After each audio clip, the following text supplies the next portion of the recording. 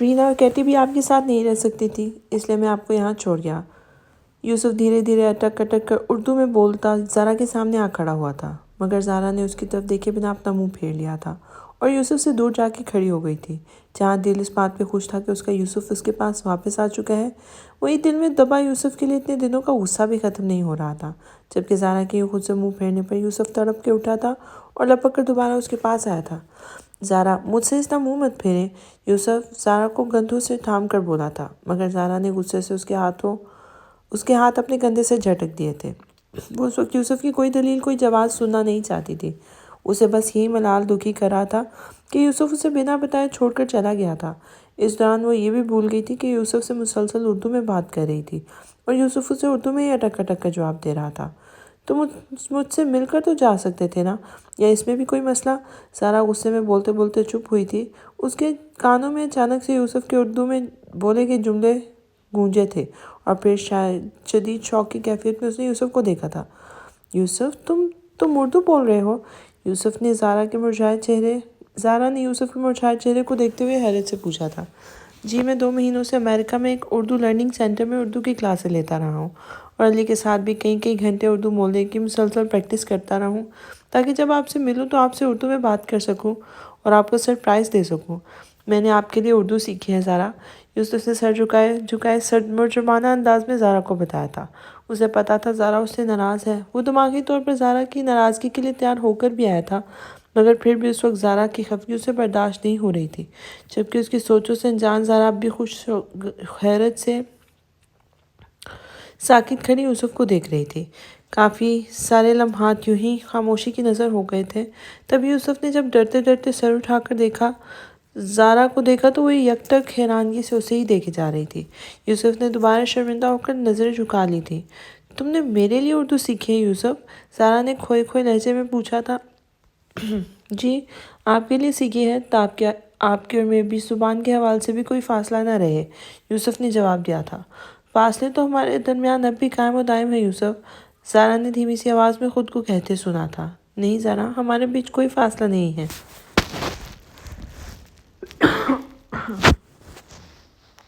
جو فاصلے تھے بھی آج آپ کے سارے محبت نے انہیں بھی ختم کر دیا ہے۔ بس ایک احسان اور کر دے، مجھے معاف کر دے زارا۔ آئی ایم سوری، میں جانتا ہوں میں نے غلط کیا ہے۔ آپ اس غلطی کے لیے مجھے جو دل چاہے سزا دے دیں، مگر مجھ سے یوں ناراض مت ہو۔ یوسف اب بھی سر جھکائے ہوئے اٹک اٹک کر اردو میں ہی بول رہا تھا، مگر پھر اگلا لمحہ یوسف کے لیے شدید شوق کے ساتھ حیرت سے منجمد ہونے کا تھا، کیونکہ زارا اچانک اس کے سینے سے آ لگی تھی اور زور و شور سے رونے میں مصروف ہو گئی تھی۔ I love you Yusuf, I really love you۔ کوئی کسی سے اتنی محبت کیسے کر سکتا ہے، وہ بھی مجھ جیسی داغدار لڑکی سے؟ میں تمہارے قابل نہیں ہوں یوسف، یوسف کی سینے سے لگی زور سے روتے روتے بولی تھی۔ I love you too یوسف کی جان۔ یوسف کی آپ کے لیے محبت ابھی کی نہیں ہے، یہ تو اس رب نے میرے دل میں پیدا کی، پھر میں کیسے اسے اپنے دل سے نکال سکتا ہوں، اور اس میں میرا کوئی شعوری عمل دخل نہیں ہے، یہ تو سب اصل سے طے تھا زارا۔ اور پلیز مجھے آپ خود کو کچھ مت کہا کریں، اس سے مجھے تکلیف ہوتی ہے، یوسف نے کہتے ہوئے زارا کو خود سے الگ کیا تھا اور اس کی آنکھوں سے بہتے آنسوں کو محبت سے صاف کیا تھا، پھر دوبارہ سے اسے اپنے ساتھ لگائے بستر پر بٹھایا تھا۔ ماما کہاں ہے؟ زارا نے یوسف سے پوچھا تو جس وقت نائٹ سوٹ میں ملبوس تھا، اس کا مطلب وہ کافی دیر پہلے سے آیا ہوا تھا۔ ماما، وہ تو دوسرے کمرے میں چلی گئی، اب اتنی تو سمجھدار ہیں ہی ہیں، انہیں پتہ ہے کہ اتنے عرصے بعد بیٹا واپس آیا ہے تو بہو کے پاس اکیلے چھوڑ کے انہیں دوسرے روم میں چلے جانا چاہیے۔ یوسف بولتے ہوئے زارا کو اپنے ساتھ لگا کر لیٹ گیا تھا۔ زارا نے محبت سے اپنے پاس لیٹے اس حسین شہزادوں جیسے شخص کو دیکھا تھا اور اس کے سینے میں منہ چھپا لیا تھا۔ مجھے معاف کر دیو یوسف، ان سب غلطیوں اور کوتاہیوں کے لیے جو مجھ سے اب تک سرزد ہوئی ہیں۔ میں اپنے پاگل پن کی وجہ سے سب سے زیادہ تمہیں تکلیف دی ہے۔ تم جانتے ہو یوسف، میں تم سے کب سے محبت کرتی ہوں۔ زارا نے سر اٹھا کر یوسف کی ساحر آنکھوں میں دیکھا تھا، جہاں شوق کا ایک جہان آباد تھا۔ آپ مجھ سے کب سے محبت کرتی ہیں زارا؟ یوسف نے اس کے ہاتھ کو اپنے لبوں کے پاس لا کر چومتے ہوئے کہا تھا۔ جب تم نے مجھے اپنے فلیٹ سے باعزت واپس بھیجا تھا۔ پسند تو میں تمہیں پہلے ہی دن سے کرتی تھی، مگر اس دن تم میرے دل میں اترتے چلے گئے تھے۔ میں یہ سوچ کر ڈرتی رہتی تھی کہ تم ایک غیر مسلم شخص ہو، تمہارے لیے ایسا ویسا کچھ سوچ نہیں سکتی، مگر اس دن میں جیسے بے بس ہو گئی تھی۔ مجھے جتنا تمہیں جھٹلانے کی کوشش کرتی تھی اتنا ہی تمہارا محبت میرے دل میں نکلنے کی بجائے بڑھتی جا رہی تھی۔ میں جھنجھلا جاتی، پریشان ہو جاتی۔ تم سامنے آتے تو اس بات سے ڈرتی کہ کہیں میرے دل کا حال تم پر آشکار نہ ہو جائے، اس لیے تم پر چیختی چلاتی تھی۔ سارا نے واقعی انکشاف کیا تھا، جسے سن کے یوسف ششدر رہ گیا تھا۔ میں جانتی تھی ہم کبھی نہیں مل سکیں گے یوسف۔ مذہب کی دیوار ہمارے بیچ حائل نہ بھی ہوتی تب بھی تمہارے اور میرے معاشرے میں جو فرق تھا وہ بھی ہمیں ایک نہیں ہونے دیتا۔ پھر حیدر کے نام نے بھی میرے قدموں کو زنجیر کر رکھا تھا، مگر یوسف وہ جو میرا رب ہے نا، اس کی مصلحتوں کو واقعی ہم نہیں سمجھ سکتے۔ جانتے ہو وہ ہم پر وقتی تکلیف و آزمائش کیوں ڈالتا ہے؟ وہ ہمارے اوپر آزمائش اس لیے ڈالتا ہے تاکہ ہمارے حوصلے اور صبر کو مزید تقویت دے سکے۔ جس طرح آنکھ سونے کو تپا کر کندن بناتی ہے، ویسے ہی میرا رب ان آزمائشوں سے ہماری روح کو کندن بناتا ہے۔ میری روح کو بھی اس غم نے کندن بنا دیا ہے یوسف۔ تمہارے لیے اللہ نے مجھے ہدایت کا ذریعہ بنایا تو مجھے آزمائشوں کے نام کے طور پر پاک ذات نے تمہارے بے لوث اور سچی محبت سے نوازا۔ مجھے اس رب نے اگر کچھ چھینا تو اس سے بڑھ کر مجھے عطا کیا۔ مجھے تم مل گئے یوسف، تمہاری محبت مل گئی۔ میرے اللہ کو تمہاری محبت کے نہ جانے کون سی ادا پسند آئی کہ اس نے بظاہر ناممکن حالات میں مجھے اور تمہیں ایک کر دیا۔ سارا ایک ٹرانس کسی کیفیت میں بولے جا رہی تھی اور ساکت سا لیٹا یوسف اس کے چہرے پر پھیلے ان خوبصورت رنگوں کو معیت سے دیکھ رہا تھا جو اپنی محبت کے ذکر پر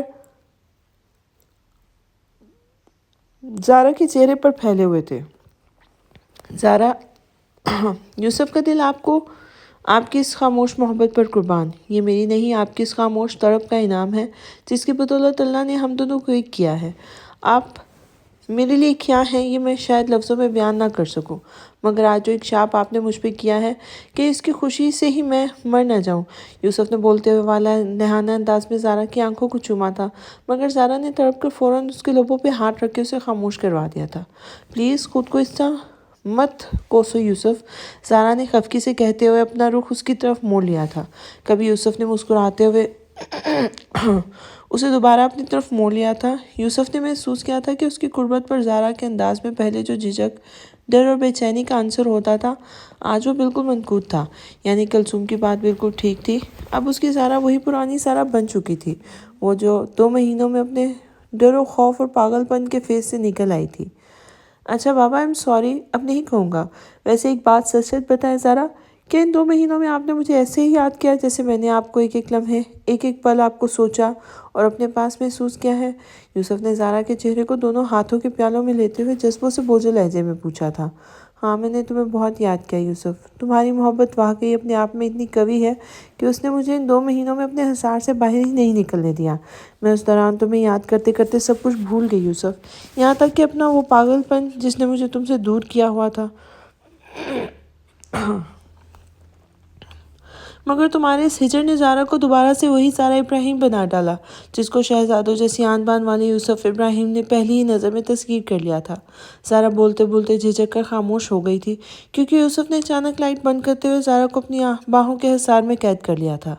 آج یہ یوسف ابراہیم اپنی محبت کو اپنی روح کی گہرائیوں میں اتارنے کی جسارت کرنا چاہتا ہے۔ زارا، کیا آپ کو یوسف کی جسارت قبول ہے؟ یوسف نے زارا کے کان پہ جھکتے ہوئے سرگوشی کی تھی اور ساتھ ہی اس کی کان کی لو کو چوم لیا تھا۔ تبھی زارا نے بنا کچھ کہے سمٹ کے اس کے وجود میں اپنی پناہ ڈھونڈنے کی کوشش کی تھی اور اپنا چہرہ یوسف کے سینے میں چھپاتے ہوئے خود کو اس کے سپرد کر دیا تھا۔ تھینکس میری زندگی، یوسف جذبوں سے بوجھل آواز میں بولتے ہوئے زارا کے چہرے پر جھک گیا تھا، پھر جا بجا اس کے چہرے کو جھومتے ہوئے اس کے رخ کو جان سے قریب آ گیا تھا۔ یوسف، زارا نے اس کی شدتوں کے آگے بکھلاتے ہوئے اسے آواز دی تھی، جس پہ یوسف نے مسکراتے ہوئے اس کے لبوں پر جھک کر اس بوجھل سی سرگوشی کو اپنے ہونٹوں سے چن لیا تھا۔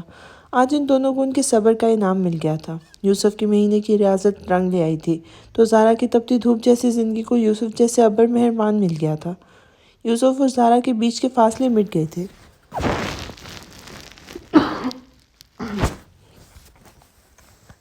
ان کے رشتے کی دوریاں سمٹ کر نزدیکیوں میں بدل گئی تھی۔ یوسف کی محبت نے اپنی معراج کو پا لیا تھا۔ واقعی اس کی صبر کا اللہ نے اسے بہت خوبصورت انعام دیا تھا تو اس زارا کو بھی اس کی آزمائش سے نکال لیا تھا۔ وہ مکمل ہو گئے تھے، ایک دوسرے کے ہو گئے تھے۔ آج یوسف و زارا کی محبت اپنی اصل منزل پا گئی تھی۔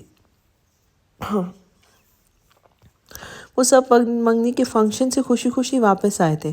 مہمش بوجھل اور اداس دل لیے گھر سے گیا تھا، اب سرشار سا واپس لوٹا تھا۔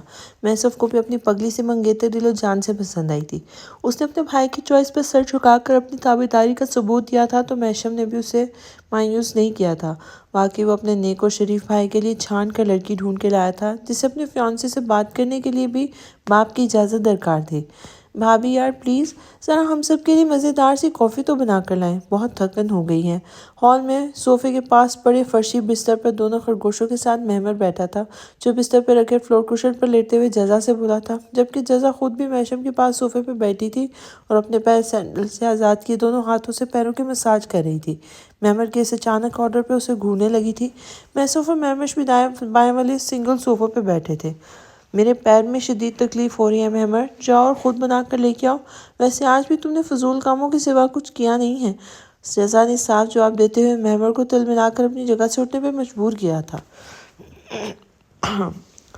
فضول کام؟ میں نے جو کام کیے ہیں نا، انہیں کرنے کا حوصلہ میرے سوا آپ کے اور کسی دیور میں ہے بھی نہیں ہے۔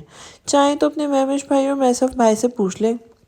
مہمر نے شرارت سے بولتے ہوئے اپنے دونوں بھائیوں کو دیکھا تھا، جو اس کی بات سن کر سٹ پٹا گئے تھے۔ جزا نے بھی محظوظ سی مسکراہٹ سے سٹ پٹائے گھبرائے سے مہمش اور محسف کو دیکھا تھا، جبکہ محشم ناسمجھی سے اس شرارتی سے خرگوش کو دیکھ رہا تھا۔ کیا مطلب؟ محشف نے ناسمجھی سے مہمر کو دیکھتے ہوئے پوچھا تھا۔ کچھ نہیں بھائی، ان کی تو عادت ہے فضول ہانکنے کی۔ تم اٹھو اور شرافت سے کافی بنا کر لاؤ، زیادہ زبان مت چلاؤ۔ مہمش نے گھبرا کر مہمر کو دیکھتے ہوئے وہاں سے بھگانا چاہا تھا۔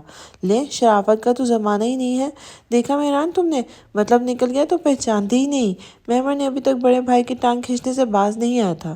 جاتے ہوئے لگاؤں دو ہاتھ۔ مہمش اب بھڑک کر اپنی جگہ سے اٹھ گیا تھا اور محسف بھی شرارتی خرگوش کو گھور رہا تھا، جو مہمش کے اٹھتے ہی فوراً سر پر پیر رکھ کے کچن کی طرف بھاگا تھا۔ مہمش کیا ہو گیا ہے، کیوں غصہ کر رہے ہو؟ مہمش سمجھ تو گیا تھا کہ دال میں ضرور کچھ کالا ہے، مگر چھوٹے بھائی کو یوں مہمر پر بھڑکتے دیکھ کے اس نے مہمش کو ٹوکا تھا۔ بھائی، وہ یہ بس ایویں ہی فضول حرکتیں کرتا ہے، بعد میں بدتمیزی کرتا ہے۔ چھوڑیں اسے۔ آپ یہ بتائیں کہ پری کی عادت تو ہمیں پتہ ہے، مگر آپ نے بھی مجھ سے ایسا جان لیوا مذاق کیا بھائی؟ مہمش منہ پھلا کر بولا تھا۔ اس کے انداز پر جزا سمیت مہمش اور محسف بھی مسکرا دیے تھے، جبکہ محشم غصے سے اسے گھورنے لگا تھا۔ ہاں بالکل کیا، کیونکہ تم نے مجھ سے زندگی میں پہلی بار کچھ چھپانے کی کوشش کی ہے، وہ بھی اپنی زندگی سے جڑی اتنی بڑی بات۔ تم جانتے ہو مہمش، اگر پری خود سٹینڈ نہیں لیتی تو ان کے پیرنٹس ان کی شادی کسی اور سے کر دیتے، تب تم کیا کرتے؟ کیا تمہیں نہیں لگتا کہ تمہیں مجھے شروعات سے ہی سب کچھ بتا دینا چاہیے تھا؟ محشم نے چھوٹے بھائی کو خشمگین نگاہوں سے دیکھتے ہوئے کہا تھا۔ ہاں بھائی، ہمیں تو شروع سے پتہ ہے کہ مہمش بھائی پری کو پسند کرتے ہیں، مگر ہم نے آپ سے اس لیے کچھ نہیں کہا کہ بعد میں مہمش بھائی ہم پر غصہ کرتے۔ محمود معصومیت سے بولا تھا اور مہمش نے شدید حیرت سے گردن موڑ کر نیچے بستر پر لیٹے اس چھوٹے خرگوش کو دیکھا تھا، یعنی کہ اس کے گھر کے بچے بھی اس کی خاموش محبت سے واقف تھے۔ پٹائی تو دور کی بات ہے، یہ میرے بچے کی طرف ہاتھ اٹھا کر تو دیکھتا، پھر بتاتا میں اسے۔ محشم نے مہمش کو گھور کر کہا تھا۔ اس پر محمود کی گردن فوراً اکڑ گئی تھی۔ بڑے بھائی کی حمایت اس کو ہمیشہ ہی ایسے فخر میں مبتلا کر دیتی تھی۔ اب بولو گے بھی کچھ؟ محشم ابھی بھی خاموشی سے بیٹھے مہمش کو ڈپٹتے ہوئے بولا تھا۔ بھائی مجھے کچھ سمجھ نہیں۔ مہمش نے ہکلاتے ہوئے اپنی وضاحت دینی چاہی تھی، مگر محشم نے ہاتھ اٹھا کر اسے خاموش کر دیا تھا۔ رہنے دو، تم سے نہیں بولا جائے گا۔ مجھے اندازہ تھا کہ تم سب بگڑنے کے بعد بھی مجھ سے کچھ کہنے کی ہمت نہیں کر پاؤ گے، تبھی میں نے خود ڈی آئی جی صاحب سے بات کرنے کے لیے چلا گیا تھا۔ مجھے تم سے یہ سب بولنے کی امید نہیں تم مجھ سے یہ سب بولنے کی امید نہیں رکھتے، میں جانتا ہوں، مگر تم جزا کو تو بتا سکتے تھے نا، یا پھر تم محسف سے کہہ سکتے تھے۔ محشم نے برہمی سے کہا تھا۔ اب مہمش اسے کیا بتاتا کہ محسف کو سب پتا تھا، مگر یہ اس کی بدقسمتی تھی کہ جس دن محسف نے راز اس پر منکشف کیا تھا، اسی دن محشم نے بھی اس کے سر پر شاہ سے رشتے والا دھماکہ کر ڈالا تھا، تبھی وہ چاہتے ہوئے بھی کسی سے بات کرنے کی ہمت نہیں کر سکا تھا۔ تمہاری اس چپ کا جو نتیجہ نکلنا تھا، اس پورے ہفتے میں نے تمہیں اسی بات کا احساس دلانے کے لیے سب کچھ دیکھتے ہوئے بھی جان بوجھ کر خود بھی خاموشی اختیار کر رکھی تھی۔ थी। बहरहाल अब इन सब बातों का कोई फ़ायदा नहीं। कल सुबह से जल्द कोई घर ढूंढो। हमें इसी हफ्ते यहाँ से शिफ्ट करना है। घर के निचले पोर्शन में भी मुझे कुछ ज़रूरी चेंजेस करवाने हैं। तुम दोनों के लिए ऊपर फ्लोर पर जल्दी तैयार करवाना है, इसलिए कल से तुम फ़ौरन घर ढूंढना शुरू करो। मैशम ने खामोशी से बैठे महमश को देखते हुए संजीदगी से कहा था, मगर उसकी शिफ्टिंग वाली बात पर वो सब हैरान होकर उसे देखने लगे थे। तो फिर वो सब तो ठीक है मैशम, मगर इतनी जल्दी हम कैसे सारी पैकिंग करेंगे? और फिर घर का सब सामान भी है, ये सब कैसे होगा? जज़ा को मैशम की जल्दबाजी कुछ खास पसंद नहीं आई थी। तभी वो मुंह बना के बोली थी, क्या जल्दी जज़ा, 4 महीने और शादी की डेट फिक्स हुई है। दरमियान का ये वक्त यूं पलक झपकते हुए गुजर जाएगा। घर की मुरव्वत के अलावा भी हमें कितने सारे काम करने हैं, इसलिए जल्द से जल्द शुरुआत करनी पड़ेगी। और मुझे उम्मीद है कि सारा काम मेरे तयशुदा प्लान के मुताबिक ही हुआ होगा।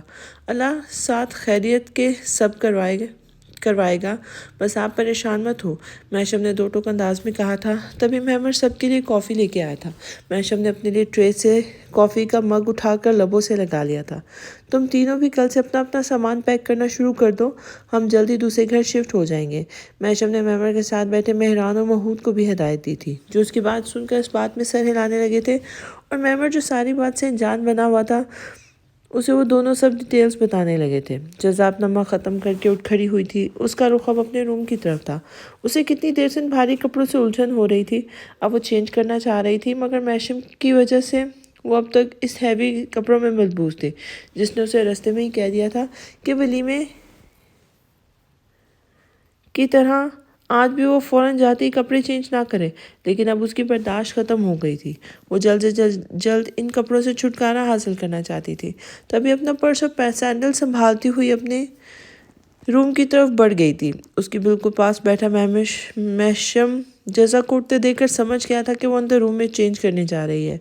तभी जल्दी गरम कॉफ़ी अपने हल्क में उंडेलकर वो अपना मग ट्रे में रखते हुए खुद भी उठ खड़ा हुआ था। उसके आगे हॉल के दरवाजे से बाहर निकलती जज़ा ने मैशम को अपने पीछे आते देखकर खुद पलट कर उसे घूरा था, मगर मैशम की आंखों से निकलती मानी की इस चमक पर सटपटाते हुए जल्दी से पलटकर भागने वाले अंदाज में अपने बेडरूम की तरफ बढ़ गई थी। और मैशम भी मुस्कुराते हुए इसके पीछे लपका था। बड़े भाई को भाभी के पीछे भागते देखकर तीनों खरगोशों के दरमियान शरारती नज़रों का तबादला हुआ था, जबकि उन सबसे बेनियाज महमश और महसूद खामोशी से कॉफ़ी के सिप लेते हुए अपनी आइंदा ज़िंदगी के बारे में सोच रहे थे। महमश के तस्वर में परी उसके पहलू में खड़ी मुस्कुराते हुए उसे शरारती नज़रों से देख रही थी, तो महसब का तस्वर में इंशरा के वजूद से आबाद था। वो दोनों ही अपने मुस्तकबिल की दुल्हनों के बारे में सोचते सोचते दिल में ही सरशार हो रहे थे। ये ख्वाब नगर के मकीनों के लिए ज़िंदगी का अनोखा, नया और दिलचस्प रूप था। मैशम के लिए महमश और मैसफ की ज़िंदगियों में दो नई हस्तियों का इजाफा होने वाला था। दोनों की ज़िंदगियाँ की एक नई कहानी बनने वाली थी। वक्त उनके लिए अपने दामन में खुशियों की नई सौगातें लेकर आने वाला था। ये वो वक्त था जिसका ख्वाब उसके इस ख्वाब नगर को अपने ख्वाबों और मानो और चाहत के रंगों से सजाने वाले यूसुफ इब्राहिम और ज़ारा इब्राहिम ने देखा था, मगर आज वो दोनों इस ख्वाब को शर्मिंदा ताबीर होते देखने के लिए जिंदा नहीं रहे थे।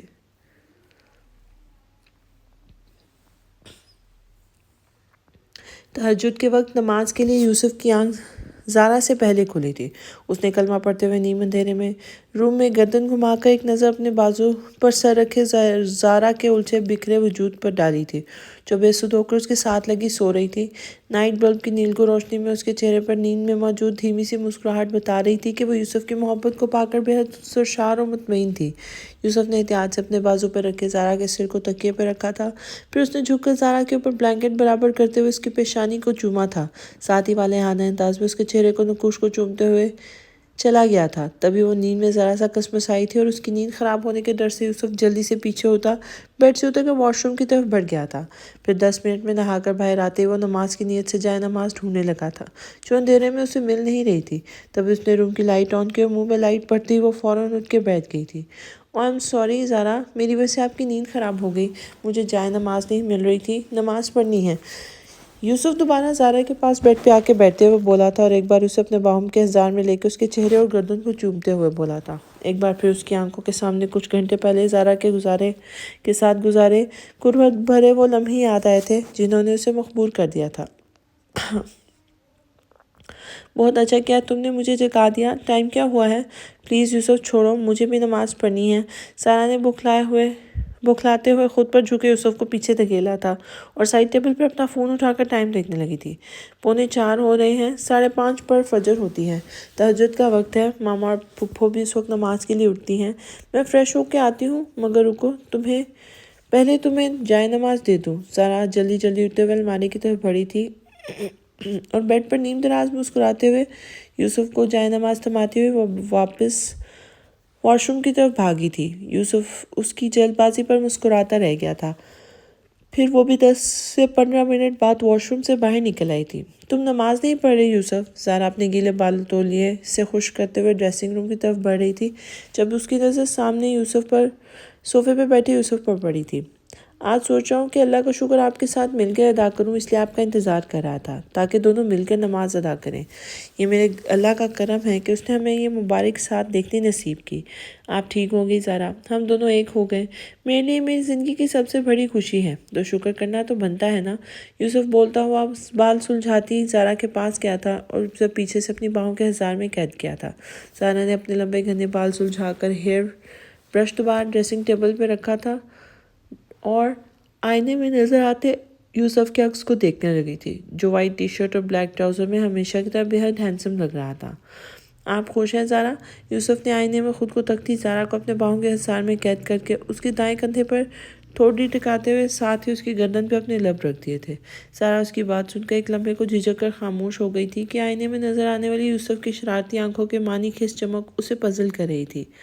آج اس دنیا میں کوئی مجھ سے زیادہ خوش نصیب ہوگا یوسف، جسے تمہارے جیسے ہم سفر کا ساتھ ملا۔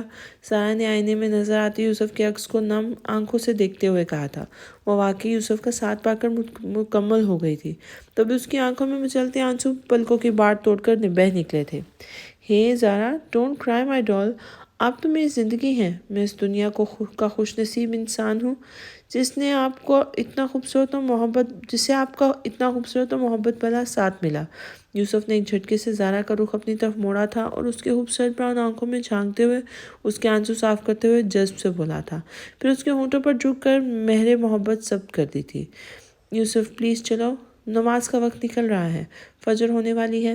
زارا نے اس کی باہوں کو حصار توڑتے ہوئے خود کو اسے بمشکل الگ کیا تھا، کیونکہ یوسف ایک بار پھر رات والے موڈ میں واپس آ چکا تھا، مگر زارا کے نماز کا کہتے وہ شرافت سے اس سے الگ ہوا تھا اور جائے نماز بچھا کر اسے بھی ساتھ نماز پڑھنے کا اشارہ کرتے ہوئے خود نیت باندھ کر کھڑا ہو گیا تھا۔ زارا بھی شکر کا سانس لیتی ہوئی اس کے ساتھ ہی نماز کی نیت باندھ کے کھڑی ہو گئی تھی۔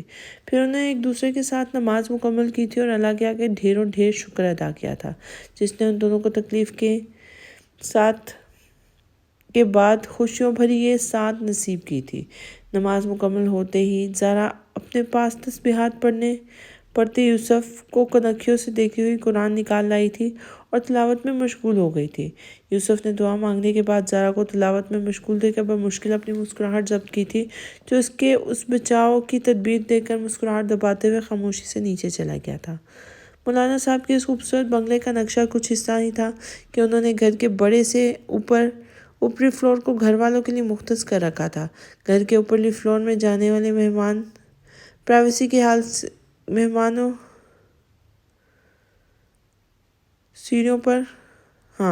گھر کے اوپرلی فلور پر جانے والی سیڑھیوں پر پرائیویسی کے خیال سے دروازہ لگایا گیا تھا۔ نچلے فلور کے بھی 2 حصے تھے، ایک باہری حصہ اور دوسرے گھر کا اندرونی حصہ جہاں آمنہ بیگم کا مدرسہ بنا ہوا تھا۔ باہری حصہ مولانا صاحب کے لیے مخصوص تھا۔ گھر میں داخل ہونے والا بہت بڑا لکڑی کا آبنوسی دروازہ بھی اسی بڑے ہال میں کھلتا تھا اور اسی ہال میں سارا دن مولانا صاحب سے ملنے والوں کا تانتا بندھا رہتا تھا۔ اس آبنوسی دروازے کا ایک پٹ مولانا صاحب کے ہال میں کھلتا تھا تو دوسرا پٹ آمنہ بیگم کے پورشن میں، مگر آمنہ بیگم والا پٹ ہمیشہ ہی بند رہتا تھا۔ یہ پٹ بس صبح مدرسے کے وقت عورتوں کی آمد کے لیے کھولا جاتا تھا، یا بعد میں جب آمنہ بیگم سے کسی کو ملنا ہوتا تو بیل بجا کر دروازہ کھلوایا جاتا تھا، جبکہ مولانا صاحب والے دروازے کا پٹ ہمیشہ ہمہ وقت کھلا رہتا تھا۔ آمنہ بیگم کے اندرونی پورشن تک پہنچنے کے لیے باہری دروازے سے ہی ہال تک اور ہال کے بعد اندر مدرسے تک فرش سے چھت تک قدرے لہرے دار دیوار اس ٹائل سے بنی ہوئی تھی کہ وہ دیوار پورشن الگ کرنے کے لیے بنی ہوئی باؤنڈری کے بجائے ایک گھر سے جڑا دوسرے گھر کا حصہ لگتی تھی۔ اس دیوار کو عورتوں کے پردے کی خاطر خصوصی طور پر بنایا گیا تھا اور باہری مین گیٹ پر ہی الگ الگ تختیاں لگا کر رستے کی پہچان کروائی گئی تھی کہ رستے کے ایک طرف کا رستہ عورتوں کے لیے اور مردوں کے لیے اور دوسرا مردوں کے لیے مخصوص تھا۔ گھر کی اندرونی بناوٹ میں دیوار کے پیچھو پیچھ ایک دروازہ بنایا گیا تھا جسے مولانا صاحب یا آمنہ بیگم ادھر سے ادھر جانے کے لیے استعمال کرتے تھے، اور اوپری فلور سے جانے والی سیڑھیاں ہال اور اندر آمنہ بیگم والے پورشن کے بیچوں بیچ بنے اس روم سے گزرتی تھی، جس کا ایک دروازہ باہر ہال میں اور ایک دروازہ آمنہ بیگم والے پورشن میں کھلتا تھا۔ اصل میں اسی روم میں گھر کے باقی حصوں کے بھی دروازے کھلتے تھے۔ آمنہ بیگم اور مولانا صاحب سمیت سب بیڈ رومز وہیں اوپری فلور پر تھے، اور کچن نیچے ہال سے جڑے لاؤنج کے پاس ہی تھا۔ لاؤنج اور کچن کا دروازہ بھی اس کے بیچ والے کامن روم میں کھلتا تھا تاکہ آسانی کے ساتھ گھر کی عورتیں بنا کسی کی نظر میں آئے لاؤنج، کچن اور گیسٹ روم کے سوا گزر کے باقی دوسرے رومز، پچھلی طرف بنے برآمدے، صحن سمیت پیچھے بنے لان اور کچن گارڈن ہر جگہ آزادانہ اور آسانی کے ساتھ آنا جانا کر سکیں۔ ابھی بھی یوسف تہجد کے بعد فجر پڑھنے مولانا صاحب کے پاس اوپر سے نیچے اسی روم سے گزر کر سیدھا ہال میں آیا تھا۔ مولانا صاحب تہجد کے بعد سے فجر تک اسی باہری ہال میں بیٹھ کر قرآن کی تلاوت کیا کرتے تھے۔ یوسف کو نماز کے وقت باہر آتے دیکھ کر وہ شفقت سے مسکرائے تھے اور قرآن چوم کر ایک سائڈ پہ رکھتے ہوئے انہوں نے یوسف کے لیے اپنی باہیں ماں کی تھی۔ یہ ان کا یوسف کے لیے محبت کا واضح اظہار تھا۔ السلام علیکم پھوپھا جان، اف کتنا سکون ہے آپ کے اس لمس میں۔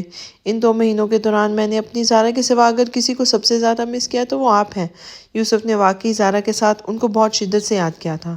وعلیکم السلام میری جان، میں نے بھی تمہیں بہت یاد کیا میرے بچے۔ دیکھو اللہ نے تمہیں تمہاری محبت، صبر اور اصرار کا کیا خوبصورت انعام دیا ہے یوسف۔ زارا اب الحمدللہ بالکل ٹھیک ہو چکی ہے، مولانا صاحب نے یوسف کو اپنے پاس صوفے پر بٹھاتے ہوئے کہا، ساتھ ہی اس کی پیٹھ تھپ تھپائی تھی۔ یوسف ان کے انداز پر دھیمے سے مسکرایا تھا۔ ہاں پھوپھا جان، میری زارا اب بالکل ٹھیک ہو چکی ہے۔ شکر ہے میرے اللہ کا، آپ نے بالکل ٹھیک کہا تھا۔ واقعی تہجد میں رب کی لاڈلی نماز ہے، تبھی تو میں نے اللہ سے زارا کے لیے ان نمازوں میں جتنی دعائیں کی تھی وہ سب میرے رب نے قبول کر لیں۔ میری زارا ٹھیک ہو گئی۔ پھوپھا جان قربان جاؤں میں اس اللہ کی عطا پر، واقعی وہ پاک ذات اپنے بندوں پر بہت مہربان ہے۔ یوسف نے اس رب کی حمد و ثنا کرتے ہوئے بے اختیار اس کا شکر ادا کیا تھا۔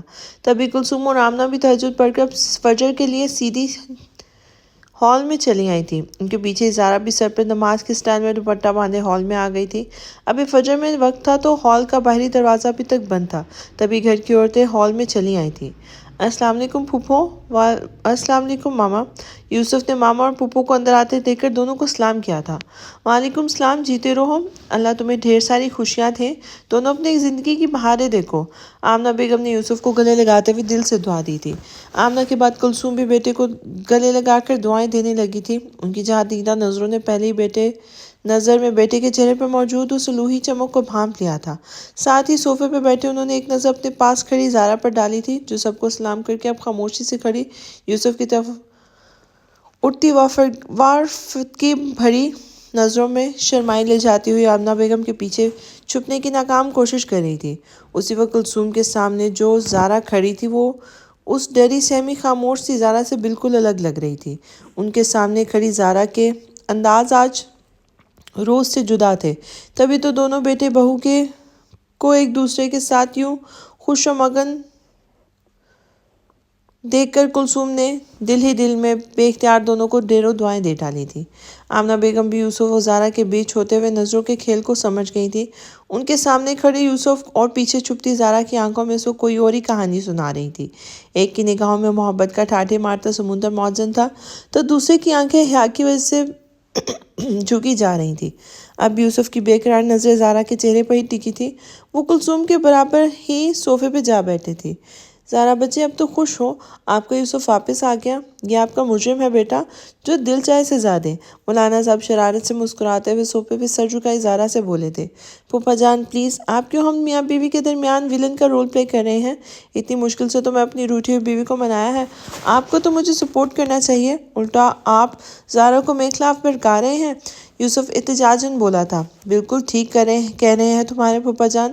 یوسف خبردار، جو تم نے اب کبھی زارا کو اکیلے چھوڑ کے جانے کی کوشش کی تو میں سب کے سامنے تمہاری پٹائی کر دوں گی۔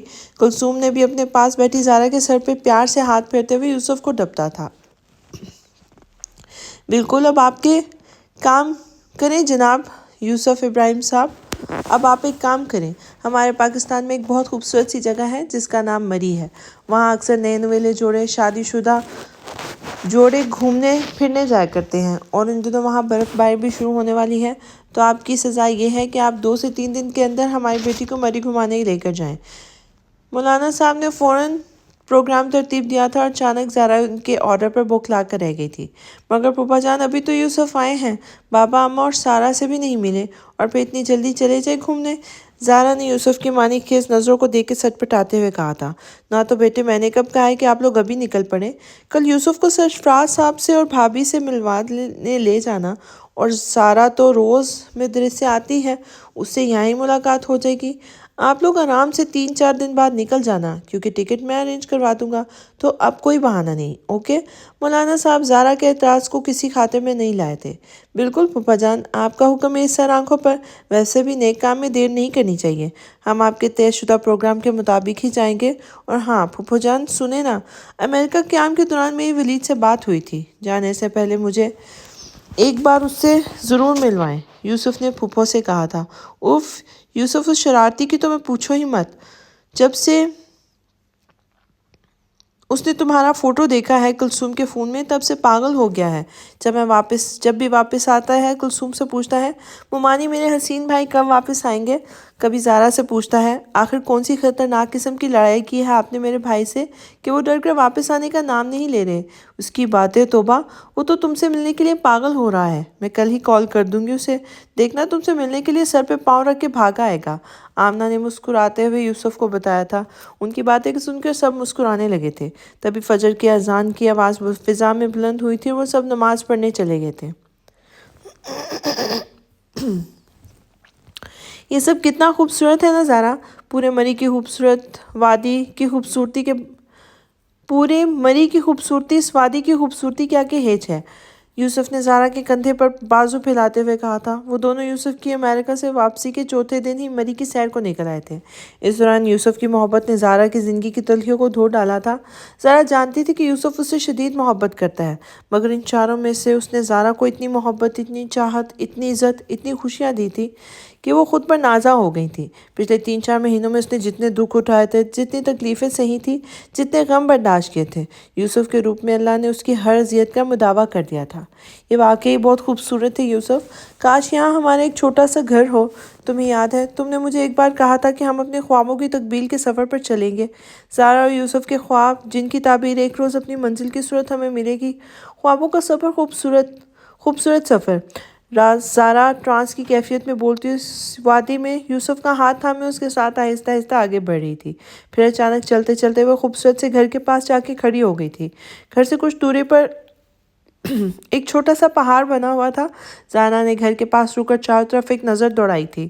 چاروں طرف خوبصورت بلند و بالا پہاڑ، اور پہاڑوں کے دامن میں بسی ایک چھوٹی سی خوبصورت وادی، جہاں بس 8-10 مکان تھے جو ایک دوسرے سے کافی فاصلے پہ بنے ہوئے تھے۔ زارا اب دوڑ کر ان چھوٹے سے ٹیلے نما پہاڑ پر چڑھ گئی تھی، اور اپنے دونوں ہاتھوں کو کھول کر خوشی سے گول مول گھمانے لگی تھی۔ اسے یہ جگہ بے حد پسند آئی تھی۔ یوسف نیچے کھڑا اپنی جینس کی پاکٹ میں دونوں ہاتھ ڈالے مسکراتے ہوئے اپنی زارا کو دیکھ رہا تھا۔ یوسف، دیکھو یہ جگہ کتنی خوبصورت ہے۔ تم نے جن خوابوں کے سفر کا ذکر کیا تھا، مجھے یہ وہی سفر لگتا ہے، اور خوابوں کے اس سفر کی منزل ہمارا خواب نگر بنے گی، تمہارا اور میرے سپنوں کا نگر، زارا اور یوسف کے خوابوں کا نگر، جو ہم یہاں اس جگہ مل کر بسائیں گے۔ مجھے یہ وادی اپنی بہت پسند آئی ہے یوسف، ہم یہاں اس جگہ اپنا ایک چھوٹا سا گھر بنائیں گے۔ زارا نے خوشی سے چمکتی آنکھوں کے ساتھ پہاڑ کی طرف اشارہ کرتے ہوئے کہا تھا، اور یوسف نے اس بات میں سر ہلاتے ہوئے زارا کی خواہش پر فوراً سر تسلیم خم کر دیا تھا۔ جس سے زارا اس کے زندگی میں آئی تھی، اس نے یوسف سے پہلی فرمائش کی تھی، اور اب یہ ناممکنات میں سے تھا کہ زارا کی اس فرمائش کو یوسف پورا نہ کرتا۔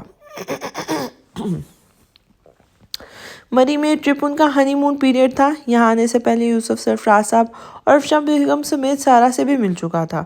ولید بھی اس سے ملنے کی خاطر اگلے دن ہی ہاسٹل سے واپس آ چکا تھا اور یوسف سے مل کے وہ ایسے خوش ہو رہا تھا جیسے اس کو دنیا کا نہیں بلکہ وہ اس دنیا کا نہیں بلکہ کسی دوسری دنیا سے آیا ہو۔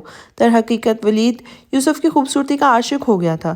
وہ فوٹو کے مقابلے حقیقت میں اور زیادہ حسین تھا۔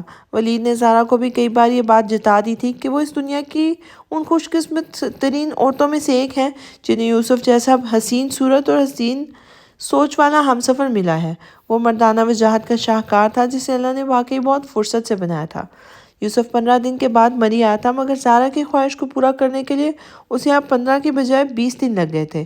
جو جگہ زارا نے اپنے گھر کے لیے پسند کی تھی وہ ایک ریٹائرڈ کرنل کی پراپرٹی تھی۔ یہ وہی کرنل تھے جن کا گھر اس پہاڑی کے پاس بنا ہوا تھا۔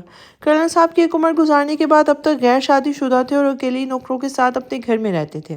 ان کو اپنا ایک گھر اس جگہ سے اتنی زیادہ محبت تھی کہ کئی بار آفر آنے کے باوجود انہوں نے یہ پراپرٹی کسی کو نہیں بھیجی تھی، مگر یوسف کی شکل و صورت کے سوا اس کے عادات و اطوار سے وہ اتنے امپریس ہو گئے تھے کہ انہوں نے سالوں سے خالی پڑی اپنی زمین کو یوسف کو بہت کم ہی قیمت میں بیچ دیا، جو اپنی جان سے عزیز بیوی کے لیے اس جگہ پر ایک چھوٹا سا گھر بنانا چاہتا تھا۔ حالانکہ یوسف کا ارادہ لاہور میں ابراہیم ولا کے پاس رہائش اختیار کرنے کا تھا تاکہ زارا اپنے ماں باپ کے قریب رہ سکے، مگر زارا کو تو لاہور کے مقابلے مری کا پرسکون ماحول اتنا پسند آیا تھا کہ اس نے یوسف سے یہی رہائش اختیار کرنے کا کہا تھا۔ جبکہ وہ جگہ زارا نے اپنے گھر کے لیے پسند کی تھی وہ شہر سے خاصی دور واقع ہوئی تھی، مگر یہاں کا پرسکون ماحول شہر کے مقابلے اس سے زیادہ پسند آیا تھا۔ اتفاق سے ان کے آنے کے 2 دن بعد ہی برف باری شروع ہو گئی تھی، تو یہاں کا کاروباری زندگی مزید سست روی سے چلنے لگا تھا اور سارا ماحول مزید پرسکون ہو گیا تھا۔ یہی چیز زارا کو اپنی طرف کھینچنے کا باعث بنی تھی۔ یوں مری میں پورے 20 دن زارا اور یوسف نے جیسے واقعی خوابوں کے جہان میں رہ کے گزارے تھے۔ یوسف جو زارا کو شروع سے شہزادیوں جیسا پروٹوکول دیتا تھا، اس نے ان دنوں واقعی زارا کو جیسے اپنی آنکھوں پہ بٹھا لیا تھا۔ وہ اسے اتنا اسپیشل فیل کرواتا تھا کہ وہ حقیقتاً ڈرنے لگی تھی کہ کہیں یوسف کی محبت کو خود کی زارا کی نظر ہی نہ لگ جائے۔ پھر ایک دوسرے کی سنگت میں نہایت خوشگوار اور پرلطف وقت گزار کر وہ دونوں سرشار سے واپس لاہور لوٹ گئے تھے۔ لاہور واپس آتے ہی مولانا صاحب اور سرفراز ابراہیم سمیت کلثوم کو بھی یوسف نے خوشخبری دے دی تھی کہ اس نے مری میں اپنے گھر کے لیے زمین خرید لی ہے اور کچھ ہی وقت میں وہ وہاں تعمیر کا کام بھی شروع کروانے والا تھا۔ یوسف کے مری میں گھر لینے پر سرفراز صاحب کو ذرا اعتراض ہوا تھا، مگر یوسف نے ان سے کہہ دیا تھا کہ اسے مری کا قدرتی ماحول اپنے ملک کی یاد دلاتا ہے، اس لیے وہ مستقل طور پر وہیں رہنا چاہتا ہے۔ اس کی بات سن کر سرفراز صاحب خاموش ہو گئے تھے۔ یوسف نے مولانا صاحب کو بھی بتا دیا تھا کہ وہ گھر کی تعمیر کا کام شروع کچھ مہینے میں کروانے والا ہے، کیونکہ ابھی زمین کا کچھ پیپر ورک باقی تھا جو کرنل صاحب کو کروا کر دینا تھا۔ اور پھر مزید مہینے بھر گزارنے کے بعد یوسف کے پاس ہنری کی کال آئی تھی۔ ان کا رزلٹ آ چکا تھا اور یوسف شاندار گریڈز میں پاس ہوا تھا۔ اب اسے کچھ ہی دن میں اپنی ڈگری لینے امریکہ جانا تھا۔ اس کے امریکہ آنے جانے کا سارا خرچہ مولانا صاحب نے اٹھایا تھا۔ انہیں یوسف بتا چکا تھا کہ امریکہ کرام کے دوران اسے ہنری نے کسا رقم دے کے اسے کڑے وقت میں اس کی مدد کی تھی، اور اب انہیں یہ بھی پتا تھا کہ یوسف اپنے پاس موجود رقم سے زمین خرید چکا ہے۔ اب اس کے پاس زیادہ رقم نہیں بچی۔ مولانا صاحب نے یوسف کے منع کرنے کے باوجود اس کے امریکہ آنے جانے کا خرچہ اٹھایا تھا اور اسے اپنے باقی ماندہ رقم بینک میں جمع کروانے کا مشورہ دیا تھا تاکہ وہ رقم مستقل قریب میں اس کے کام آ سکے۔ ان کی اب بات پر یوسف خاموش ہو گیا تھا کہ وہ واقعی ٹھیک کہہ رہے تھے۔ اب یوسف کے پاس ایسا کوئی ذریعہ معاش نہیں تھا جو ضرورت پڑنے پر اس کے کام آ سکتا، جبکہ اب زارا اور کلثوم بھی اس کی ذمہ داری تھے۔ پھر مولانا صاحب کی مدد سے وہ امریکہ جانے کو تیار ہو گیا تھا، مگر جانے سے پہلے یوسف نے زارا کی اجازت لینا ضروری سمجھا تھا۔ وہ پچھلی بار کی طرح اس بار بھی زارا کی طرف سے کوئی رسک نہیں لینا چاہتا تھا، تبھی اس نے امریکہ جانے سے پہلے خاص طور پر زارا کی رضامندی لی تھی اور اس کے ہاں کہنے کے بعد ہی وہ ہفتے بھر کے لیے امریکہ گیا تھا۔ اسے ڈگری مل گئی تھی۔ وہ ہنری، رینا، کیٹی اور علی سمیت اس کی پوری فیملی سے مل کر ایک ہفتے بعد پاکستان واپس لوٹ آیا تھا۔ یوسف نے واپسی کے ساتھ ہی مولانا صاحب سے قرآن پڑھنے کی خواہش ظاہر کی تھی، مگر مولانا صاحب خاصے بزی بندے تھے، انہیں یہاں بھی ڈھیروں کام ہوتے تھے، پھر اپنی تبلیغی جماعت کے لیے ملکوں جانا ہوتا تھا، تبھی وہ مستقل مزاجی سے یوسف کو پڑھانے کی ذمہ داری نہیں لے سکتے تھے، اس لیے انہوں نے یوسف کو قرآن پڑھانے کی ذمہ داری اپنے ایک بہت قابل شاگرد حافظ اور قرآن اور اسٹوڈنٹ یحییٰ مجید کو سونپ دی تھی، جو مولانا صاحب کی غیر موجودگی میں ان کی تبلیغ سے جڑے سارے کام سنبھالتا تھا، ساتھ ہی مولانا صاحب کے پیچھے ان سے ملنے والے لوگوں کو بھی دیکھتا تھا۔ یحییٰ یوسف کا ہی ہم عمر تھا۔ یوسف کی تمنا تھی کہ وہ قرآن حافظ بنے، تبھی اس نے قرآن پڑھنے کے ساتھ آن لائن انگلش میں بھی قرآن پڑھنا اور سیکھنا شروع کر دیا تھا۔ اس نے زارا کے ساتھ یہ معمول بنا لیا تھا کہ تہجد کے بعد سے فجر تک جب زارا قرآن پاک کی تلاوت کیا کرتی تھی، تب وہ بھی اپنے لیپ ٹاپ پر انگلش میں قرآن کھول کر بیٹھ جاتا اور تلاوت قرآن سننے کے بعد پڑھنا بھی سیکھتا تھا۔ اس کی نیت اور ارادہ نیک تھا، تبھی وہ تیزی سے قرآن پڑھنا سیکھ رہا تھا۔ پھر یحییٰ نے بھی اسے کہا تھا کہ عربی اللہ کے پسندیدہ ترین زبان ہے، اس لیے جب کوئی مسلمان عربی سیکھنے کی کوشش کرتا ہے تو اس کے لیے اللہ کی طرف سے سیدھی مدد آتی ہے۔ یحییٰ کی بات سن کر یوسف اس خوبصورت اور پرتاثر زبان کو پڑھنے لگا، سیکھنے اور سمجھنے کی مزید تیزی سے کوشش کرنے لگا۔ زارا اس کے قرآن سیکھنے کے اس شوق و لگن کو دیکھ کر بے حد خوش تھی۔ وہ اکثر خود اپنا قرآن رٹتے وقت یوسف کو بھی اس کا سبق پڑھاتی تھی۔ زارا نے بھی ان کچھ مہینوں میں تقریباً 3 پارے حفظ کر لیے تھے۔ یہ سب آمنہ بیگم کی اس پر محنت کا نتیجہ تھا، جو زارا کی پھپھو ساس ہونے کے سوا اس کی استاد بھی تھی۔ امریکہ سے واپسی کے بعد یوسف کو بھی اپنی فیملی سمیت مولانا صاحب کے بنگلے پہ رہتے ہوئے 3 مہینے ہو چکے تھے۔ اس دوران مولانا صاحب کئی دن جماعتوں میں بھی رہ گئے تھے، اور پھر جب تک ان کا واپسی اپنے گھر پر ہوئی تھی، تب تک یوسف ان کے گھر رہتے ہوئے مزید 1 مہینہ گزر گیا تھا۔ اب اسے یہاں تقریباً 4 ماہ ہو گئے تھے۔ مولانا صاحب نے جماعت سے واپس آتے ہی سب سے پہلے جو کام کیا وہ یوسف کو جاب دلانے کا تھا، کیونکہ اس دوران ان کی ایک بار یوسف سے بات ہوئی تھی، جو ہر بات ان سے یہی کہتا تھا کہ وہ اب گھر میں خالی بیٹھ کے اوب گیا ہے۔ اس نے مولانا صاحب کے سامنے اپنی جاب کا مسئلہ رکھ دیا تھا، مگر مولانا صاحب نے اپنی واپسی تک اسے جاب ڈھونڈنے کے لیے منع کیا تھا۔ وہ اسے تحمل و برداشت سے کام لینے کو کہا تھا، تبھی یوسف خاموش ہو جاتا تھا، اور پھر اپنے کہنے کے عین مطابق انہوں نے آتے ہی سب سے پہلے یوسف کی جاب کا بندوبست کیا تھا۔ یوں پورے 4.5 ماہ بعد مولانا صاحب کی سفارش پر یوسف کو ایک بہت بڑی فارماسیوٹیکل کمپنی میں جاب مل گئی تھی۔ وہ کمپنی مولانا صاحب کے دوست کے بیٹے کی اور ان کے ایک شاگرد کی تھی۔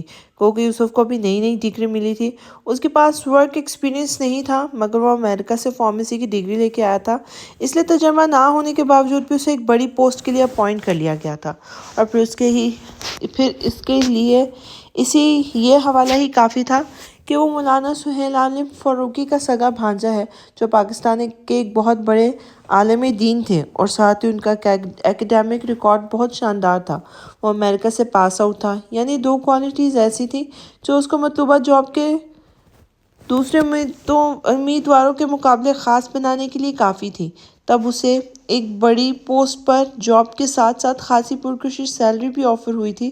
اس کے علاوہ مولانا صاحب کی کچھ ایک کالز پر ہی یوسف اور کلثوم کو یہاں کی شہریت بھی مل گئی تھی۔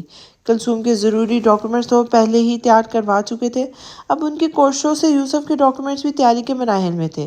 حالانکہ یوسف چاہتا تو واپس امریکہ جا کر یہاں سے اچھی اور شاندار جاب کر سکتا تھا، لیکن زارا کو امریکہ سے نفرت تھی۔ اس ملک سے اس کی نہایت تلخ اور اذیتناک یادیں جڑی تھی، اس لیے وہ امریکہ میں رہنا تو دور کی بات، وہاں کا نام سننا بھی نہیں چاہتی تھی۔ اس بار بھی یوسف کو 1 ہفتے کے لیے اس نے دل پر پتھر رکھ کر مجبوراً اجازت دی تھی، اور کلثوم بھی اب یہاں سے جانے کے حق میں نہیں تھی۔ حالانکہ ان کی بیٹیاں ان سے کئی بار گلہ کر چکی تھیں کہ انہوں نے اپنے بیٹے کا ساتھ دیتے ہوئے نہ صرف اپنا مذہب چھوڑا بلکہ اپنا ملک بھی چھوڑ دیا، مگر کلثوم ان دونوں کو کیا سمجھاتی کہ انہیں ملک و مذہب بیٹے کے لیے نہیں بلکہ اپنی آخرت کے لیے چھوڑا ہے۔ ان کی بیٹیاں متعدد بار انہیں واپس بھی بلا چکی تھی، مگر کلثوم اب دوبارہ اس زندگی میں واپس نہیں جانا چاہتی تھی۔ وہ زارا کے ساتھ پاکستان میں ہی رہنا چاہتی تھی۔ یوسف جاب ملتے ہی یوسف نے جو سب سے پہلے کام کیا تھا وہ اپنے لیے چپکے گھر دیکھنے کا تھا۔ وہ اب اپنے پھپھو اور مولانا صاحب پر مزید بوجھ نہیں بننا چاہتا تھا۔ کلثوم اور زارا اس کی ذمہ داری تھی، مگر مہینوں سے وہ مولانا صاحب کے گھر پہ ہی رہ رہی تھی اور خود بھی وہ پچھلے 4 مہینوں سے یہاں پڑا ہوا تھا، مگر اس وقت مجبور تھا کیونکہ اس کے پاس جاب نہیں تھی۔ لیکن اب جب وہ جاب کرنے لگا تھا تو اس نے سب سے پہلی ترجیح ایک الگ گھر میں رہنا کی تھی، اور یہ بات اس کی خوش نصیبی ہی تھی کہ اسے اپنی کمپنی کے پاس ہی کمپنی کے ایک امپلائی کے توسط سے ایک ویل فرنشڈ فلیٹ مل گیا تھا۔ اس لیے ایک شام آفس سے واپسی پر اس نے مولانا صاحب کو اپنے جانے کے بارے میں بتایا تھا۔ اس کے اچانک جانے کی خبر سن کر مولانا صاحب اس سے بہت ناراض ہوئے تھے، مگر اس نے جب اپنا نقطۂ نظر ان کے سامنے رکھا تو وہ اس بات پر یہ سن کر خاموش ہو گئے تھے کہ وہ نہ چاہتے ہوئے بھی یوسف کی ضد اور انہیں نہ چاہتے ہوئے بھی یوسف کی ضد ماننی پڑی تھی۔ مگر یہ اصلی ناراضگی کا سلسلہ یعقوب صاحب پر ہی ختم نہیں ہوتا۔ ان کے جانے کے بعد آمنہ بیگم اور ولید کو بھی خاصا ہرٹ کیا تھا، اس لیے انہوں نے یوسف سے باقاعدہ بات چیت تک کرنا چھوڑ دی تھی۔ مگر یوسف کا ہی کمال تھا کہ اس نے پھپھو کو لاڈ دکھاتے ہوئے باقاعدہ قسمیں دے کر آخرکار منا ہی لیا تھا، اور ولید کو بھی یقین دلایا تھا کہ وہ سب سے ملنے آتا جاتا رہے گا۔ لیکن پھر سب کی ناراضگی کے باوجود اس نے وہ فلیٹ رینٹ پہ لے لیا تھا، اور پھر وہ کلثوم اور زارا سمیت کچھ ہی دن میں اپنے نئے فلیٹ میں شفٹ ہو گئے تھے۔ کچھ مہینے مزید بیتے تھے اور اللہ نے یوسف اور زارا پر اپنا کرم کیا تھا۔ زارا تکمیل کے مراحل سے گزر رہی تھی۔ اس کی طرف سے ملنے والی اس خوشخبری نے یوسف پر جیسے شادی مرگ طاری کر دیا تھا۔ وقت اپنے دامن میں ان دونوں کے لیے مزید خوشیاں سمیٹ لایا تھا۔ کلثوم، آمنہ بیگم، افشاں بیگم سمیت سارا اور ولید بھی زارا کی گود بھرنے کی خوشخبری پر خوشی سے نہال ہو گئے تھے۔ یوسف نے دن رات اس رب کا شکر ادا کرتے نہیں تھک رہا تھا جس نے اس وقت اس کی اوقات سے بڑھ کر نوازا تھا۔ امریکہ میں علی، ہنری، کیٹی اور رینا کو بھی زارا کی پریگننسی کے بارے میں پتہ چل چکا تھا۔ سوائے کیٹی کے سب نے اس خبر پر بے حد خوش تھے۔ زارا کو ڈاکٹر نے ویکنس کی وجہ سے ابتدائی مہینوں میں مکمل بیڈ ریسٹ بتایا تھا۔ تبھی یوسف نے زارا کو صرف بیڈ تک محدود کر رکھا تھا، گو کہ یہ زارا کی پہلی پریگننسی نہیں تھی۔ مگر پھر بھی یوسف زارا کا ایسے دھیان رکھ رہا تھا جسے کسی چھوٹے سے بچے کا پہلی بار چلنے پر رکھا جاتا ہے، لیکن ذرا سی بے احتیاطی سے ڈگمگا کر چلنے کی کوشش میں بچہ گر نہ جائے، اسے چوٹ نہ لگ جائے۔ بالکل اسی طرح وہ زارا کو ٹریٹ کر رہا تھا۔ صبح شام آفس جانے کے بعد ہر ایک گھنٹے میں وہ زارا کو کال کرتا تھا۔ اس کے کھانے کے لیے مختلف فروٹ، جوسز اور ڈاکٹر کے لکھے ہوئے آئرن، کیلشیم وہ خود بیڈ کے بیڈ سائڈ پر رکھ کر جاتا تھا۔ واش روم جانے اور نماز کے سوا وہ زارا کو بیڈ سے اترنے کی بالکل اجازت نہیں دیتا تھا۔ ان دنوں کام کے لیے آمنہ بیگم نے اپنے گھر سے ایک بھروسے مند ملازمہ کو پورے 9 مہینے تک زارا کی دیکھ بھال کے لیے یوسف کے فلیٹ پر بھیج دیا تھا۔ کھانا، صفائی، برتنوں کے سوا وہ ملازمہ ہفتے میں مشین لگانے کا بھی کام کرتی تھی۔ کلثوم کو دیگر گھر کے کام کی ویسے بھی عادت نہیں تھی۔ وہاں امریکہ میں اس کے گھر میں کاموں کے لیے ڈھیر سارے نوکر موجود تھے، اس لیے یہاں فلیٹ میں بھی ان کا کام بس عبادت کرنا اور زارا کے کھانے پینے کا خیال رکھنا تھا۔ پھر آفس سے واپسی پر یوسف خود ہی پروانے کی طرح زارا کے ارد گرد منڈلاتا رہتا تھا۔ ایک گھنٹے بعد زارا کو وہ کچھ نہ کچھ اپنے ہاتھوں سے کھلاتا رہتا تھا۔ صبح اٹھنے کے بعد وہ رات کو سونے سے پہلے ہلکے پھلکے واک بھی اسے اپنی ہی نگرانی میں کرواتا تھا۔ یوسف زارا کا عاشق تھا، مگر ان دنوں اس نے سچ مچ زارا کو ہتھیلی کا چھالا بنا لیا تھا۔ افشاں بیگم بھی زارا کے ساتھ اکثر زارا سے ملنے آتی رہتی تھی، اور یوسف اور زارا کو اپنے گھر میں ہنستے بستے دیکھ کر اب وہ خاصی مطمئن اور شاد نظر آ رہی تھی۔ پھر خدا کر کے زارا کے 9 مہینے پورے ہوئے تھے۔ اسے ڈاکٹر کی دی ہوئی ڈیٹ پر ہاسپٹل میں ایڈمٹ کروایا گیا تھا۔ ایڈمٹ ہونے کے دوسرے دن ہی اس نے نارمل ڈیلیوری سے اپنے پہلے بیٹے کو جنم دیا تھا۔ وہ دیکھنے میں ہو بہو یوسف کی تصویر تھا۔ اتنے خوبصورت بچے کی پیدائش کو پورے ہاسپٹل میں جیسے دھوم مچ گئی تھی۔ ڈاکٹر سمیت ہاسپٹل کے اسٹاف اور ڈیوٹی پر موجود نرسز بھی آ کر بچے کو دیکھ رہی تھیں، اور یوسف حیرت سے ان سب کا شوق دیکھ رہا تھا۔ ڈیلیوری کے کچھ گھنٹے بعد ہی ڈاکٹر نے جب اس نومولود بچے کو لیبر روم سے باہر لا کر یوسف کی گود میں دیا تو یوسف کی خود سی آنکھیں اس گول گوتنے سے سرخ و سفید بچے کو دیکھ کے خیرہ ہو گئی تھیں۔ اس نے بے ساختہ اپنے چاند کے ٹکڑے جیسے بیٹے کو اپنے سینے سے لگایا تھا، وہ جو ہو بہو اسی کی کاپی تھی۔ ہاسپٹل میں اس وقت یوسف کے پاس کلثوم اور آمنہ موجود تھی۔ زارا کو بھی لیبر روم سے وارڈ میں شفٹ کر دیا گیا تھا۔ بہت ہی خوبصورت ہے تمہارا بیٹا یوسف، اللہ اسے نظر بد سے بچائے۔ اس خوبصورت شہزادے کا کیا نام رکھو گے؟ پھوپھو نے یوسف کی گود میں موجود اس گلابی گڈے جیسے بچے کو دیکھ کر پوچھا تھا۔ اس کا نام زارا رکھیں گے پھوپھو، میں نے حق پہلے ہی انہیں دے دیا تھا کہ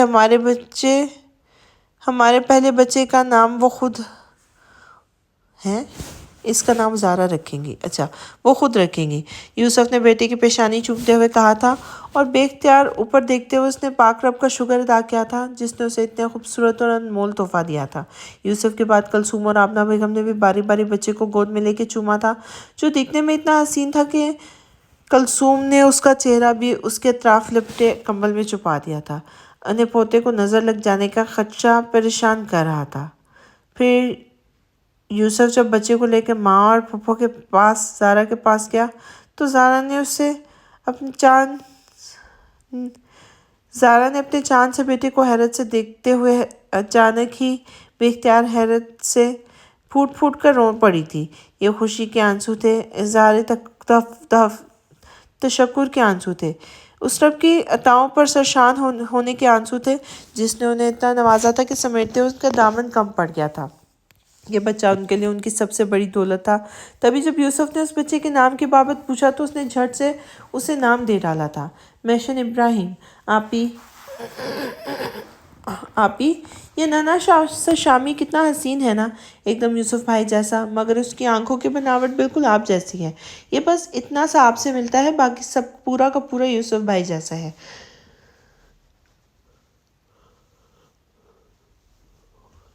زارا کے پاس بیڈ پہ بیٹھی سارا اپنے ہاتھ کی شہادت کی انگلی اور انگوٹھے کو ایک ساتھ ملاتے ہوئے تھوڑا سا کھول کر اتنا سا کا اشارہ کرتے ہوئے بولی تھی۔ زارا اس کی بات سن کر ہولے سے مسکرا دی تھی۔ آپ کو پتہ ہے میں نے یوسف بھائی جیسے خوبصورت شخص اپنی زندگی میں نہیں دیکھا۔ آپ نے جب یوسف بھائی کو پہلی بار دیکھا تھا نا تو ایک لمحے کو میں ہی انہیں دیکھ کر پلکیں جھپکنا بھول گئی تھی۔ اور آپ جانتی ہے کہ ان کے اندر سب سے اچھی بات کیا ہے؟ وہ اتنے ہینڈسم، اسمارٹ ہیں کہ ان کے باوجود بھی ان کے اپنی شخصیت کو لے کر تکبر اور غرور نام کی کوئی چیز نہیں ہے۔ اتنے ڈیسنٹ، اتنے ہینڈسم، اتنے وسیع پرسنالٹی کے مالک ہونے کے باوجود وہ خود کو بالکل بھی خاص نہیں سمجھتے۔ ان کی یہی عادت انہیں سب سے زیادہ خاص بناتی ہے۔ اور آپ کا بیٹا یوسف بھائی کی دوسری کاپی ہے، تو میں جب اسے دیکھتی ہوں تو قربان ہونے لگتی ہوں۔ میں آپ کے بیٹے کی عاشق ہوں، قسم سے یہ اتنا پیارا ہے کہ میرا دل کرتا ہے اسے سامنے سے بٹھا کر بس دیکھتی رہوں۔ آپ ایک کام کریں، اسے میرا بیٹا بنا کر مجھے دے دیں، میں اس کو پال لوں گی، پھر جب میری شادی ہو جائے گی تو میں اسے اپنے ساتھ سسرال لے جاؤں گی، اور جب میری بیٹی ہوگی تو میں اس حسین شہزادی کی شادی کر دوں گی اس سے۔ ہمیشہ کی طرح یہ میرے پاس ہی رہے گا، ہے نا آپی؟ پتہ ہے کہ آپ کی طرح میری بیٹی کو بھی بہت ہینڈسم شوہر ملے گا، کیونکہ مجھے 100% یقین ہے کہ یہ وجاہت اور خوبصورتی میں یوسف بھائی سے بھی بڑھ کر نکلے گا، میرا پیارا سا شامی۔ سارا نے 9 مہینے کے گول گپے جیسے محشم کو اپنے گلے لگاتے ہوئے کہا تھا، جبکہ اس کے پاس بیٹھی زارا اپنی 15 سالہ بہن کی باتیں سن کر منہ پہ ہاتھ رکھ کے بے اختیار ہنسی جا رہی تھی، اور ہنس تو زارا کے روم کے باہر کھڑا ولید بھی رہا تھا، جسے ان چھوٹی سی زارا کی بڑی بڑی باتیں خاصی محظوظ کر رہی تھیں۔ وہ بھی شام کو ہی اپنے ہاسپٹل سے گھر واپس آیا تھا، اور گھر میں آتے ہی اس کا دل ننھے محشم سے ملنے کے لیے مچلنے کو اٹھا تھا۔ یوسف بھی اپنی جاب سے شام تک آ جاتا تھا، تب بھی وہ اپنی ماں اور بابا کے ساتھ چائے پی کر سیدھا یوسف کے فلیٹ پہ چلا گیا تھا، جہاں ملازمہ اسے زارا کے روم سے باہر چھوڑ گئی تھی، مگر روم سے باہر آتے ہی زارا کی ساری باتوں کی آواز سن کر بے اختیار ہنستا چلا گیا تھا۔ السلام علیکم بھابھی، وہ بمشکل اپنی ہنسی کنٹرول کرتا ہوا زوردار انداز میں سلام کر کے کھلے دروازے کے بیچوں بیچ آ کے کھڑا ہو گیا تھا۔ وعلیکم السلام، ارے ولید تم آئے، تم کب آئے، اور وہاں کیوں رکے ہو، اندر آؤ نا۔ زارا نے خوشگوار حیرت سے اپنے سامنے کھڑے ولید کو دیکھتے ہوئے کہا تھا۔ زارا بھی محشم کو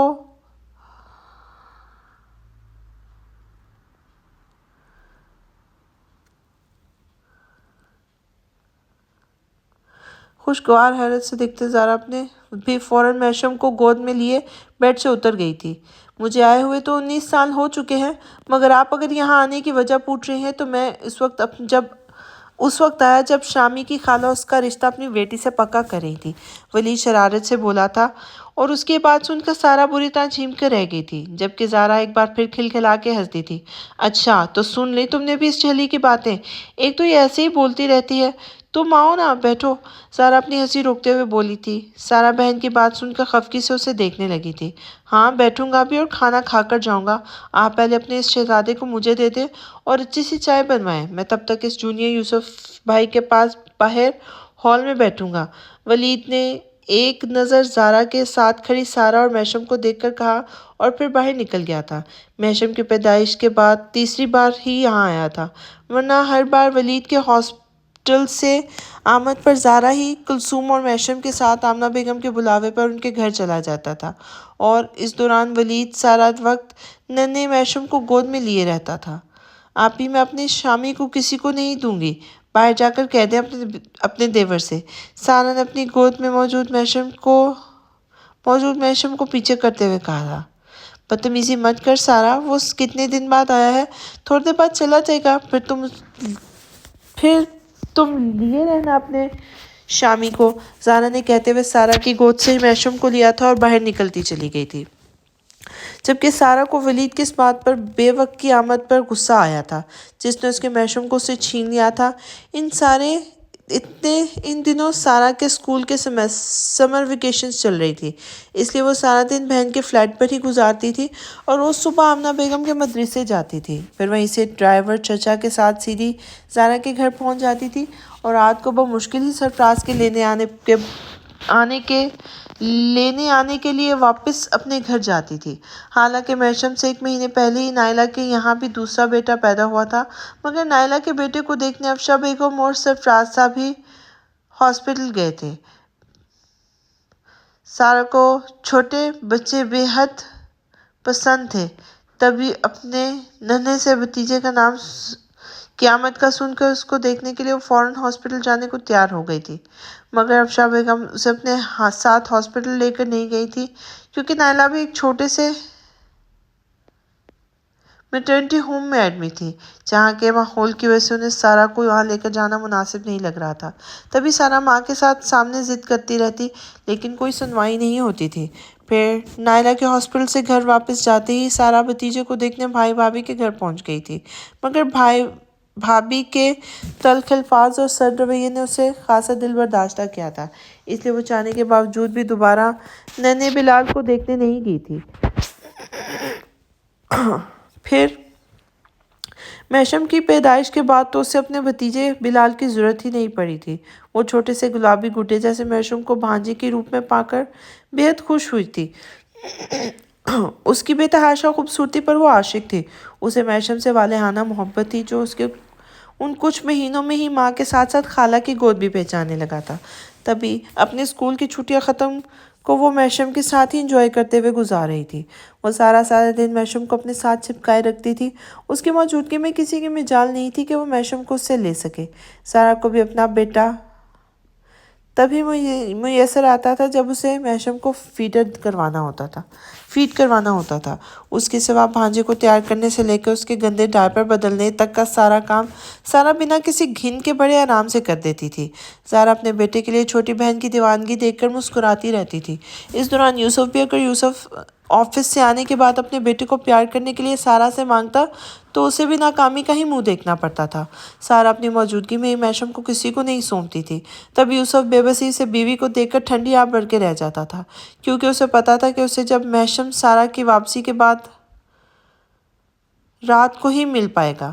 دن کے وقت جب تک سارا فلیٹ پر موجود رہتی تھی، محشم اس کی گود میں چڑھا رہتا تھا، اس لیے اگر سارا خود کو محشم کی عاشق کہتی تھی تو یہ غلط نہیں تھا۔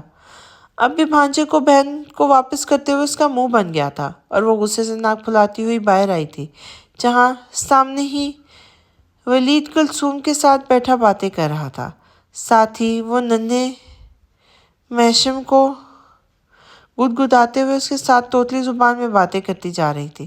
زارا وہاں موجود نہیں تھی۔